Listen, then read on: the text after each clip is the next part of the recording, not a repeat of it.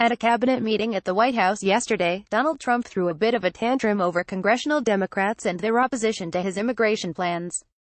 The presidential rant went on for a while, but here's an excerpt from the official transcript. Democrats don't care about the children. They don't care about the injury. They don't care about the problems. They don't care about anything. All they do is say, obstruct, and let's see how we do, because they have no policies that are any good. They're not good politicians. They got nothing going. All they're good at is obstructing. And they generally stick together. I respect them for that. That's about it. Their policies stink. They're no good. They have no ideas. They have no nothing, the Democrats. All they can do is obstruct, and stay together, and vote against, and make it impossible to take care of children and families and to take care of immigration. As if the tirade needed a little something extra, Trump added that Democrats created, and they've let it happen, a massive child smuggling industry. But if we look past the hysterical nature of the president's whining, is there a credible point underneath? Is it possible that Democrats aren't willing to work constructively on the issue because they'd rather use this as a campaign issue in the fall? Actually, no. We know this with certainty because the facts are plain, even if Trump prefers to ignore them.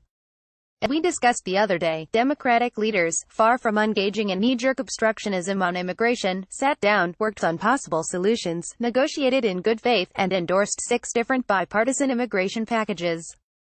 The White House Trump rejected each of them. If the only thing Dems cared about was a political issue they could exploit in an election year, they would have done what Republicans did in the Obama era, sit on their hands and refuse to compromise.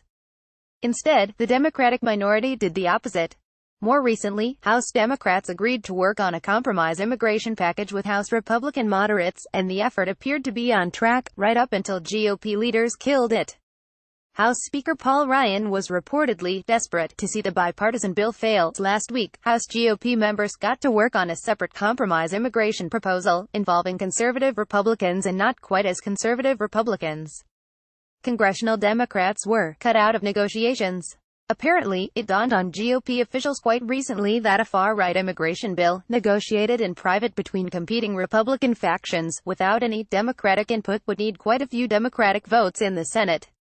And wouldn't you know it, some Senate Dems aren't eager to support an aggressively partisan GOP proposal that largely ignores Democratic priorities. It didn't have to be this way, but if White House officials want to understand why the Republican effort turned into such a fiasco, they shouldn't be looking at Democrats.